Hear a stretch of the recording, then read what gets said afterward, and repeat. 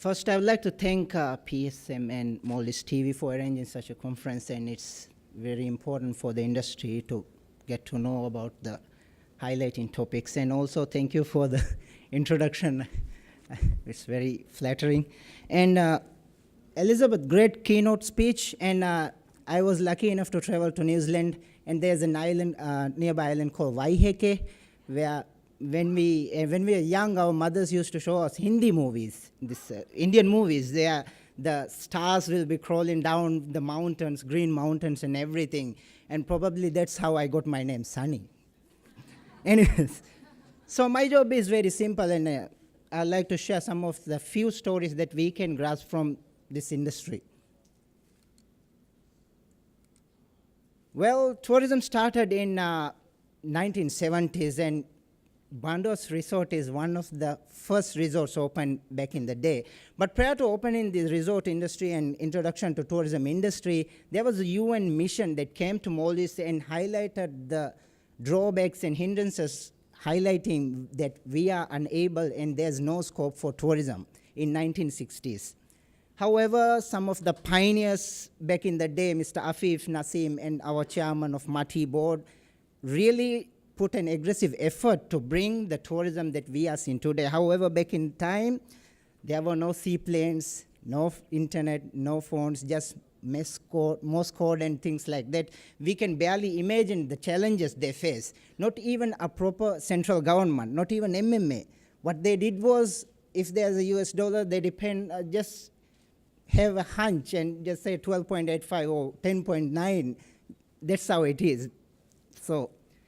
So the very first two resorts were Kurumba Maldives and Bandos, and a combined bed capacity of just 150 beds.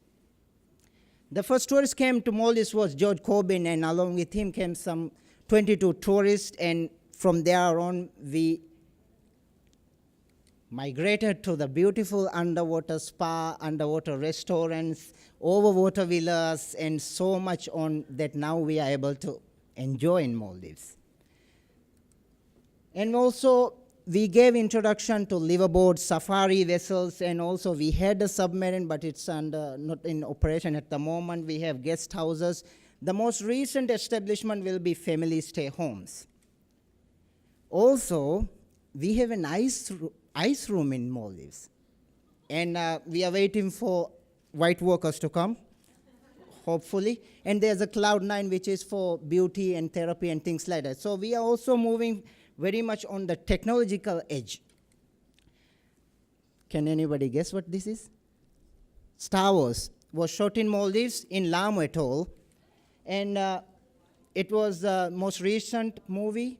Yeah, and the white workers, the name of the island is Karif. It's in Lamu Atoll, just nearby Six Senses. Just to give a small introduction about the current situation in Maldives tourism industry, we have around 723 properties, but 600 something is in operation, and a total number of resorts will be 122, 13 city hotels, 412 guest houses, and 144 safari resorts.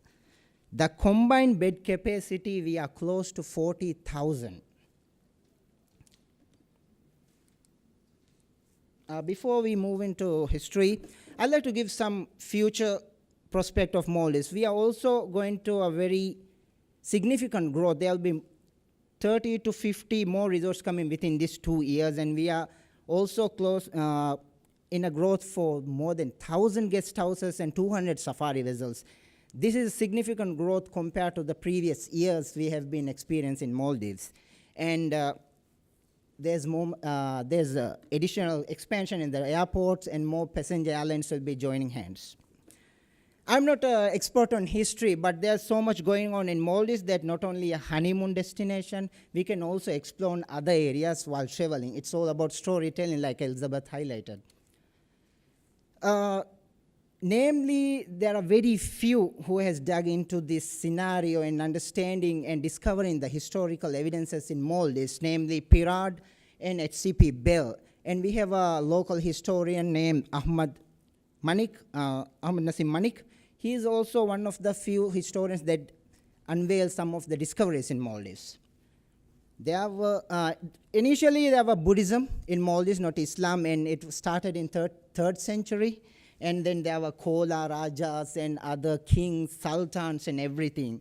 Then there was an era of Sheikh Abul Barakat al-Barbari, who met a king in Maldives, and there on then the conversion started to Islam. And for that recognition, there's emirate mosques and everything is be there. Then came an era of an Ibn Battuta, the great historical traveler. So he met Rehendi Hadija, which is another story. There's so much stories within the ancient times, medieval days in Maldives, that we can dig more deeper.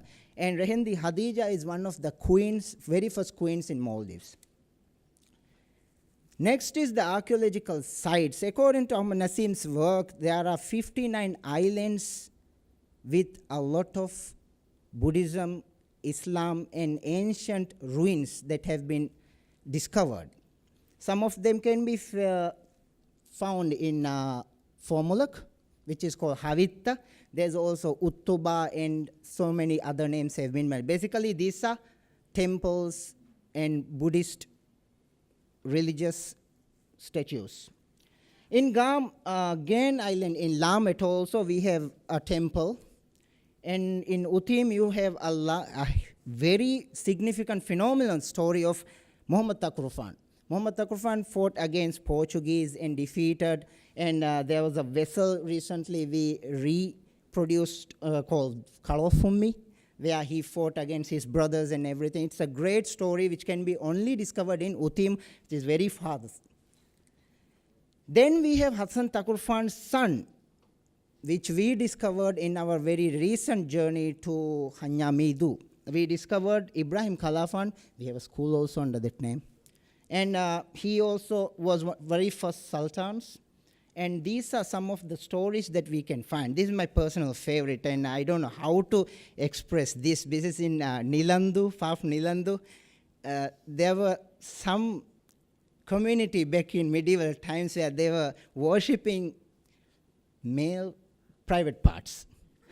So it's a great story in Nilandu, and they have the temples. They have some of the ruins even now, and when you go to these islands, the community will be happy to show you these places.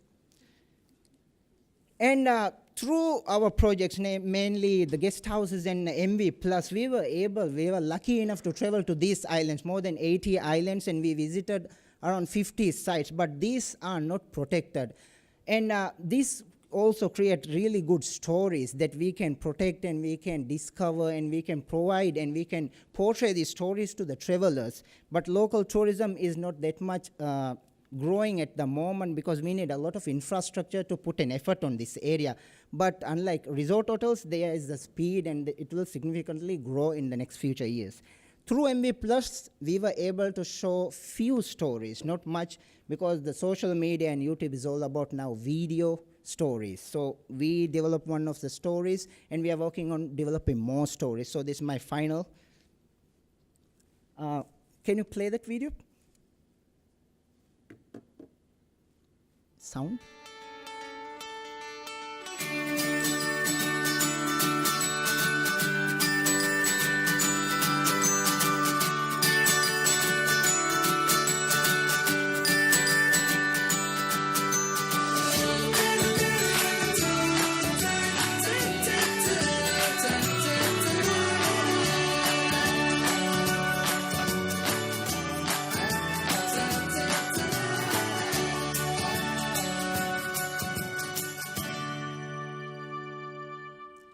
That's it for my presentation, and thank you very much for PSM and management for giving me this opportunity. Thank you.